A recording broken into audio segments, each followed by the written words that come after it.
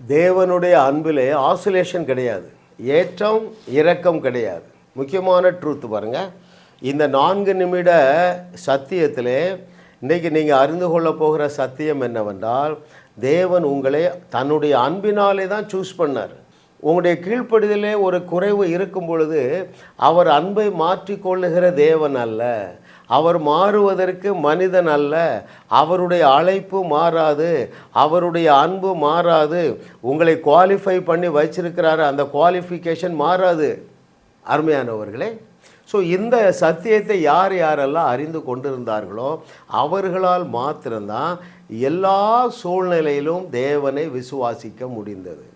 பல சான்றுகள் உள்ளன.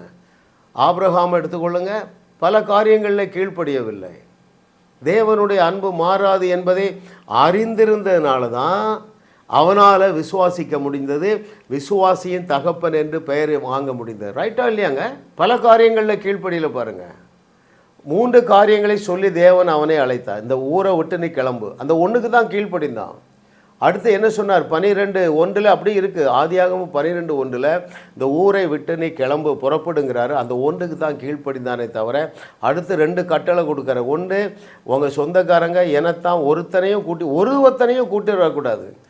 உறவினனாகிய லோத்தை கூட்டி கொண்டு வந்தான். தேவன் அவனை தள்ளிவிடவில்லை, தேவன் முறுமுறுக்கவில்லை. இன்னும் என்ன சொன்னார்? எந்த ஒரு குண்டுசி கூட கொண்டு வரக்கூடாதுங்கிறாரு. அவன் சம்பாதித்த எல்லாத்தையும் எடுத்து தான் வர்றான். தேவனுடைய அன்பு மாறவில்லை. இன்னும் 2 காரியங்கள் மாறவில்லை. அவருடைய உறவு மாறாது. அவர் உங்களுக்கு வைத்திருக்கிற திட்டத்தையும் மாற்றிக்கொள்ளுவதற்கு அவர் யார் இல்லைங்க, மனதை மாற்றிக்கொள்ள மனிதன் அல்ல. வேதம் முழுதும் அதான். சீஷர்கள் எடுத்துக்கொடுங்க, ஒழுக்கமானவர்களா? தேவனுடைய அன்பு மாறவில்லை, தேவனுடைய உறவு மாறவில்லை.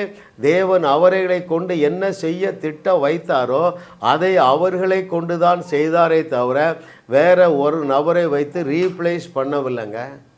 பேதுரு நீ சரியில்லை வேண்டாம் செய்யவில்லை. அந்த தேவன் உங்களோடு பேசி கொண்டு இருக்கிறார். ஏன் நீங்கள் சோர்ந்து போகிறீங்க? இந்த பாவத்தில் இருக்க வெளியே வர முடியல. ஏன் தெரியுமா? நீ குற்ற உணர்வில் இருந்தால் அந்த பாவத்திலிருந்து வெளியே வர முடியாது. நீ சரியான உணர்வில் நல்மன சாட்சியோடு இருந்தால் அந்த பாவத்திலிருந்து தானாகவே நீ வெளியே வந்து விடுவாய். தேவனுடைய அன்புக்குள்ளே வாங்க. அவருடைய அன்பை சந்தேகிக்காதீர்கள். வேதத்தில் எல்லாமே இதற்கு தான் சான்றுங்க. ரைட்?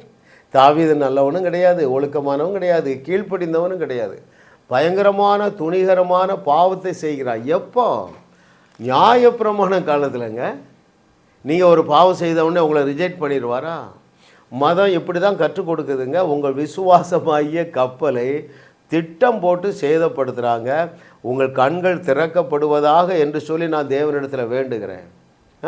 தேவனுடைய அன்பை சந்தேகிக்காதீர்கள். நீங்கள் அன்பை சந்தேகித்தீங்கன்னா என்ன செய்வீங்க? விசுவாசத்தில் விழுந்து போவீர்கள். தேவனிடத்தில் ஒரு நன்மையை கேட்குறீங்க, உங்களாலே விசுவாசிக்க முடியாது, குற்ற மனசாட்சிக்குள்ளே வந்துடுவீங்க. ரைட்? இந்த குற்ற மனசாட்சி தான் விசுவாசத்தினுடைய முதல் விரோதி. இதை நீக்குவதற்காக தான் இயேசு கிறிஸ்து அந்த ஸ்டோரியை சொல்கிறாரு. நல்ல தகப்பன் ஸ்டோரி. எதை நீக்குவதற்கு? எப்பா இவன் குற்ற உணர்வோடு இருந்ததுனால தான் எங்கே போயிட்டான்? பன்றி மேய்க்க போயிட்டான். நல்மன சாட்சி எப்பொழுது வரும்? எங்கள் அப்பா என் மேலே வைத்திருக்கிற அன்பு பெருகி கொண்டே தான் இருக்குமே தவிர குறையாது, சிறுகாது என்பதை உங்களால் ஏற்றுக்கொள்ள முடியுமே? ஏற்றுக்கொள்ள முடியவில்லை என்றால் உங்களாலே தேவனிடத்திலிருந்து பெரிய நன்மைகளை பெற்றுக்கொள்ள முடியாது. எங்களுடைய செய்தி இலவசமாக இருக்கு பாருங்கள். சப்ஸ்கிரைப் பண்ணுங்கள். ஜாஸ் மினிஸ்ட்ரீஸ் சப்ஸ்கிரைப் பண்ணுங்கள். எங்கள் செய்தி உங்களையும் வாழ வைக்கும். உங்களை கொண்டு தேவன் உலகத்தையும் வாழ வைக்கும்படியாக நீங்கள் கேளுங்கள். எங்களுடைய செய்திகளை கேட்கிறதுனால உங்கள் விசுவாசம் பெருகி கொண்டே இருக்கும். ஹல்லேலூயா. ஜாஸ் மினிஸ்ட்ரீஸ் செய்திகள் மூலமாக நீங்கள் ஆசீர்வதிக்கப்பட்டிருக்கிறீர்கள். நீங்கள் இந்த ஊழியத்தோடு கைகோர்க்கும்படியாக உங்களை அழைக்கிறோம். நீங்கள் காணிக்கை விதைக்கக்கூடிய நல்ல நிலமாக ஜாஸ் மினிஸ்ட்ரீஸ் இருக்கிறது. விசுவாசத்தோடு உற்சாகமாக பெருக விதையுங்கள். தேவன் உங்களை 1000 மடங்கு பெருக செய்வார். வாரந்தோறும் சென்னை முகப்பேரில் நடைபெறும் கிங்ஸ் அண்ட் குயின்ஸ் அசெம்பிளி ஞாயிறு ஆராதனைக்கு அன்புடன் அழைக்கிறோம். சத்தியத்தை சரியாக அறிந்து வெற்றி வாழ்க்கை வாழுவீர்கள். சென்னையில் உள்ள உங்கள் நண்பர்கள் உறவினர்களையும் 3 மாதங்கள் தொடர்ந்து வரும்படியாக உற்சாகப்படுத்துங்கள். முற்றிலும் ஜெயமான வாழ்க்கை வாழுவார்கள். உங்களையும் வாழ வைத்து உங்கள் மூலம் உலகத்தையும் வாழ வைக்கவே தேவன் எங்களை கிருபையாக அழைத்துள்ளார். விடுதலை பெறவும் சுகத்தை அனுபவிக்கவும் தொலைபேசியில் எங்களோடு தொடர்பு கொள்ளுங்கள். ஜாஸ் மினிஸ்ட்ரீஸ் யூடியூப் சேனலில் தொடர்ந்து செய்திகளை கேளுங்கள், சப்ஸ்கிரைப் செய்யுங்கள், வீடியோக்களை லைக் செய்து பலரோடும் பகிர்ந்து கொள்ளுங்கள். அவர்களும் ஆசீர்வதிக்கப்படட்டும்.